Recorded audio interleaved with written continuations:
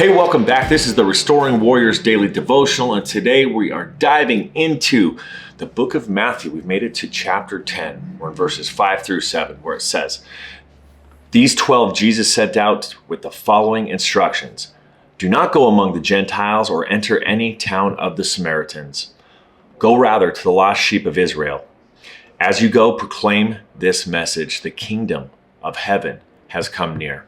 So I have to admit, when I initially read this, I was a little bit confused because I know that the kingdom of heaven is for everybody, right? It wasn't just for the Israelites. It wasn't just for the Jews.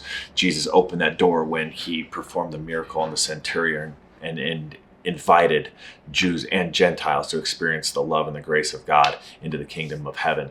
So I wrestled with this one a little bit, but after breaking it down a bit, I saw a very clear path and a very clear roadmap as to what Jesus was doing. Number one, he's saying start where you are, right? Start where you are, but don't stay there. When Jesus called the 12 disciples and he gave them the authority to cast out demons and to heal the sick, he didn't send them out to all ends of the earth. No, he told them to start with the lost sheep of Israel, the ones in their own backyard, their own people, the ones who should already know the stories, the ones who had the history, the ones who should have recognized the kingdom of heaven. But these were the ones who were also spiritually wandering.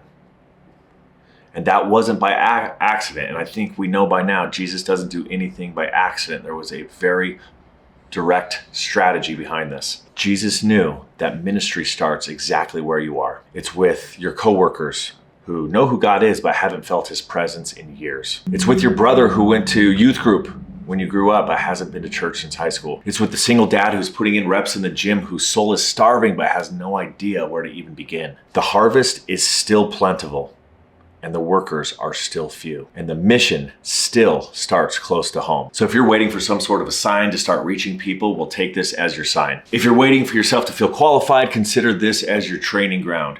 If you're waiting for that perfect time, you're skipping out on dozens of imperfect times to share some messages. The kingdom is near, and it's your voice, your presence, your invitation that might be what helps somebody realize it. So how are we going to get in the game? I think one of the most effective ways to do that, and one of the most effective ways to engage with lost souls, is to start serving. I can personally tell you from my experience that serving at the local church has opened floodgates of conversations that I never would have had otherwise.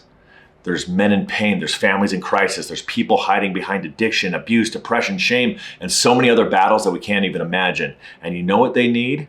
They don't need a sermon, they need a brother. They need somebody who's willing to listen, somebody who's willing to care, somebody who's willing to invite them and lead them closer to Jesus. You don't need to be a pastor, you don't need some big magnificent platform, you just need to be available and you need to be obedient. So a couple questions to journal on today, some reflection questions to kind of tune your heart towards this mission. Number one, who in your life right now fits the description of a lost sheep? Someone who knows about God but is completely disconnected from him, who's not feeling God's love. Number two, have you been waiting on the perfect moment or the exact right words to say?